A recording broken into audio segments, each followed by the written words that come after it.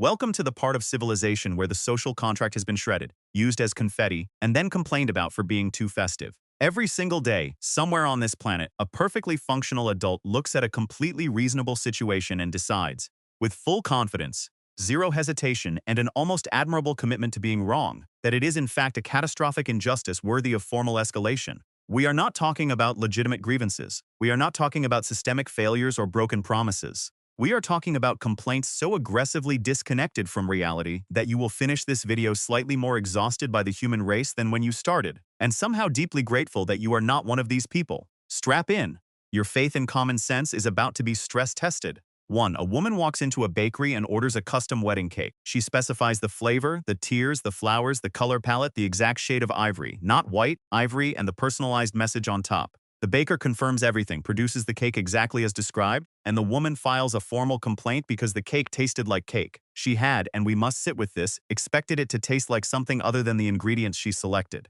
The flavor she chose, made by the baker she hired, tasting precisely like what she ordered. The complaint was that it was too dessert-like. She wanted a wedding cake that did not taste like a wedding cake. The baker had no notes for this metaphysical revision of the concept of baked goods, too. A man purchases a hammock, takes it home, strings it between two trees in his backyard, lies down, and immediately calls customer support to report that the hammock sways. He described the swaying as a fiaxuring defect. He wanted it replaced with one that stayed still, a still hammock, which is for anyone keeping score at home, a plank. He could have bought a bench. He did not want a bench. He wanted a hammock that behaved like furniture that was not a hammock. The representative reportedly stayed on the line for 11 minutes before gently explaining that motion is, in fact, the entire premise of the product. 3.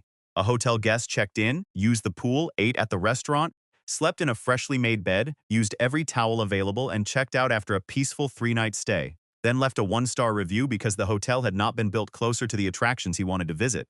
The hotel had been in that location for 47 years. He had Google Maps on his phone when he booked. He used it to leave the hotel each day. And yet the hotel's fixed position on the surface of the earth was treated as a personal inconvenience directed specifically at him. The audacity of a building for simply existing where it was constructed. 4. Somehow we're still warming up. A customer at a coffee shop complained that the iced coffee was cold. Not too cold, not unexpectedly cold, just cold. The temperature one would reasonably expect from a beverage whose name begins with the word ice. She asked if they could make a warm version. They pointed to the menu. She pointed to the iced coffee. The conversation reportedly lasted longer than it takes to brew a full pot. 5. A gym member submitted a written complaint, written, with effort, on paper, arguing that the gym should not count rest days as part of his membership because he wasn't using the facility on those days. He wanted to pause his membership automatically on any day he chose not to show up. He had been a member for 2 years. He was requesting, in essence, a gym membership that only charged him when he felt like exercising, which is a personality type, not a billing model. 6. A parent called a school to complain that the cafeteria's pizza did not taste like homemade pizza. The school's pizza tasted like school cafeteria pizza, which is its own genre of food and has been since the invention of institutional cooking. The parent had attended school. She had eaten school pizza. She knew on some cellular level what school pizza was, and yet she called, and she complained, and she asked them to do better. Against all the forces of bulk food procurement and industrial cheese. 7. A man filed a complaint with an airline because his flight arrived 12 minutes early. Not late, early. He missed his ride because his ride had not yet arrived, which tracks because the plane was early, which is objectively good, and he argued the airline should be penalized for the inconvenience of being faster than promised. He wanted compensation for punctuality. Taken to its logical extreme, this man would prefer planes arrive late as a courtesy. Let that settle. 8. A woman contacted a furniture company to complain that her dining table was too large for her dining room. She had ordered the table using the listed dimensions from the website. Her dining room had walls and a floor and measurable square footage. Neither of these facts had been concealed from her. The table fit the measurements she had ordered. The room did not fit the table she had chosen. The company was expected to resolve this discrepancy through the magic of manufacturing a different table than the one she purchased. 9. This next one defies logic in a very specific direction. A person complained to a nature reserve because the hiking trail was too outdoorsy. There were trees, there was mud, after rain, there were insects consistent with the habitat. The complaint requested that the trail be cleaned up a bit. The reserve, which is a protected wilderness area maintained precisely because it is wild, was expected to manage its ecosystem around the preference of a visitor who had selected a hiking trail through nature and objected to encountering nature on the hiking trail. 10.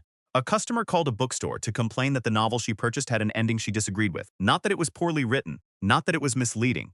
She simply felt the author had made the wrong narrative choices. She requested a refund, a revised ending, and a formal apology from the bookstore, which, to be clear, did not write the book, did not edit the book, and had no relationship with the author beyond stocking the title. The bookstore exists as a store that sells books. It does not curate the emotional journeys contained inside them. 11. A man at a restaurant complained that his steak was too steak-like. He had ordered a steak, medium rare. He received a steak, medium rare. His complaint was that it had a texture he described as very meat. He wanted something with the flavor of steak, but the consistency of something else, which is called a sauce or a soup or arguably a different country's cuisine entirely.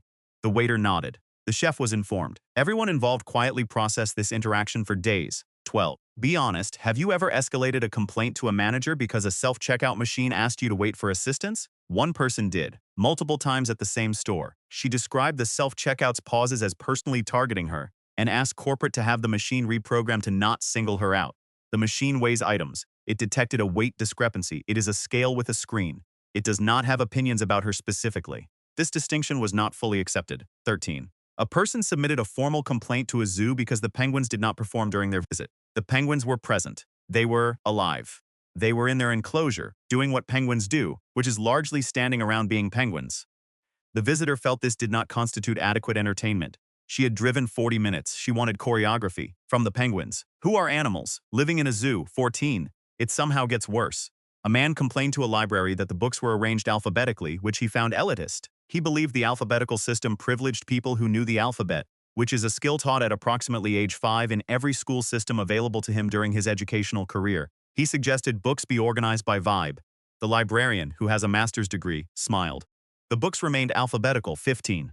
A customer wrote a review complaining that the free gift with purchase was not the gift she would have chosen for herself. The gift was free. It was included at no cost. It was a bonus added to a transaction she completed at the price she agreed to. And still, the unbidden gift, free, gratis, complimentary, costing her nothing, was insufficient because it reflected someone else's decision about what to give her for free. The audacity of generosity for not being telepathic. 16. A man contacted a weather app to complain about the weather, not the forecast, not an inaccurate prediction, the actual weather. He felt the weekend should not have been rainy, and he wanted to register his dissatisfaction with whoever was responsible for atmospheric conditions in his metropolitan area. He described this as unacceptable and requested it not happen again. The app's support team documented this. It lives somewhere in a server now. Immortalized Daventine. A woman at a spa complained that the massage was too relaxing. She found the experience suspicious because she was not used to feeling calm and interpreted the relaxation response as something being done wrong. She asked the therapist to apply more pressure in a way that was uncomfortable, and when that was provided instead, she complained that it hurt. The therapist, who is trained, certified, and has been doing this for 12 years, had no protocol for a client who objected to the intended result of the service they had purchased. 18. A shopper complained that a store's sale prices were confusing because the discounted price was lower than the original price, and she felt that should be disclosed more clearly. The sign said the original price. The sign said the sale price. The difference between those two numbers, the amount she would save, was apparently insufficiently telegraphed. She had been shopping for 40 years. She understood money in other contexts. 19. A theme park visitor filed a complaint because the roller coaster was scary. She had boarded a roller coaster, a machine designed at significant engineering expense to simulate danger and provoke an adrenaline response, and found the experience alarming. She wanted a refund and a written acknowledgement from the park that the ride had been too much. The ride had height requirements, a safety briefing, and a sign at the entrance with multiple photographs of what the ride looked like in motion. She wrote it. She wants complaints for the experience of the thing she chose to do. 20. A person sent a formal letter to a cheese company complaining that their aged cheddar tasted too strongly of cheese. She described the flavor as overwhelming and felt the company had gone too far in the aging process. The cheese was aged cheddar. The flavor profile of aged cheddar is one of the most documented, reviewed, and discussed in the entire dairy category. It has tasted like aged cheddar for centuries. She had purchased it. She wanted a milder cheese that was still labeled aged cheddar. This is simply not how cheese works. 21.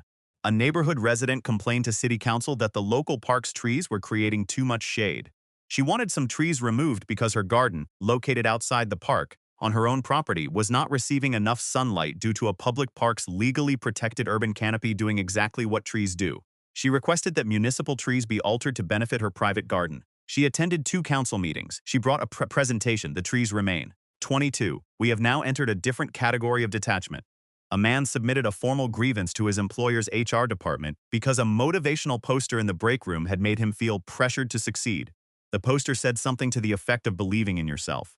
He found this aggressive. He wanted it removed. He documented the psychological distress. He followed up. HR had a conversation about it. A poster that said something nice, encouraging, and grammatically inoffensive had been formally escalated to human resources because someone did not want to be quietly encouraged while eating lunch. 23. A passenger on a commercial flight complained that the pilot had made an announcement during the flight.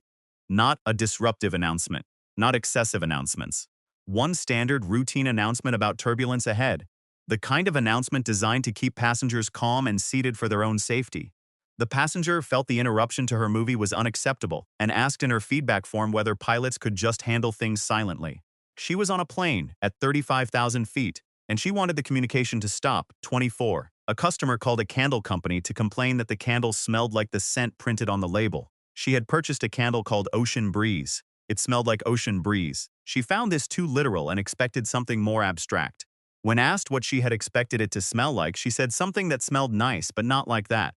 The company had no revision to offer for the concept of scent preference as a pre-purchase consideration. 25. A man lodged a complaint with a National Park Service because the canyon was too large. He felt it was excessive. He had driven hours to see it, stood at the rim, taken photographs, and concluded that whoever was responsible for the canyon had made it bigger than necessary, and that this constituted a design flaw. The canyon is the result of approximately 5 million years of geological erosion. It predates the complaint by some margin. The Park Service had no authority to revise it. 26. A woman wrote a review complaining that the ocean at a beach resort was salty. She described the saltiness as unexpected and felt it had not been adequately disclosed in the resort's promotional materials. The ocean, salt water, which has been salty since before the Cambrian period. She felt that had she known, she might have chosen a different location. Every ocean on the planet. She wanted compensation for the chemical composition of the C-27. And here we arrive. The peak. A man sent a multi-page letter, formatted, printed, sent via certified mail, to the sun.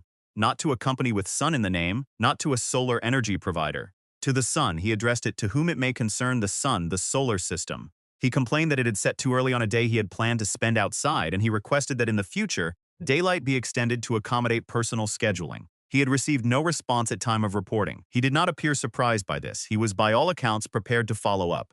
And there it is. 27 complaints, each one representing a small but significant crack in the foundation of functional adult reasoning. What unites every single one of them is not stupidity. It is something more specific and more fascinating. It is the belief that reality is a service, and that the service has let them down. That the ocean, the sun, the trees, the penguins, and the alphabetical order of a library are all systems that should be tailored to individual preferences, and that someone, somewhere, is responsible for the failure to do so. The terrifying part is not that these people exist. The terrifying part is that each of them filed. They didn't just grumble, they escalated. They typed the words, found the number, made the call, wrote the letter, and committed to the bit. That is a certain kind of energy, a dedication, almost an art form, if the art form were a complete rejection of how the physical world operates. So here is the question. Of all 27, which one broke you the most? Drop it in the comments, because there is genuinely no wrong answer, and watching people rank the hierarchy of audacity is one of the few things that restores faith in collective judgment. If this video made you feel slightly more rational about your own life choices, consider leaving a like. It helps more than you know. And subscribe if you want to keep feeling comparatively reasonable. New content drops regularly, and somehow every time, the world provides fresh material.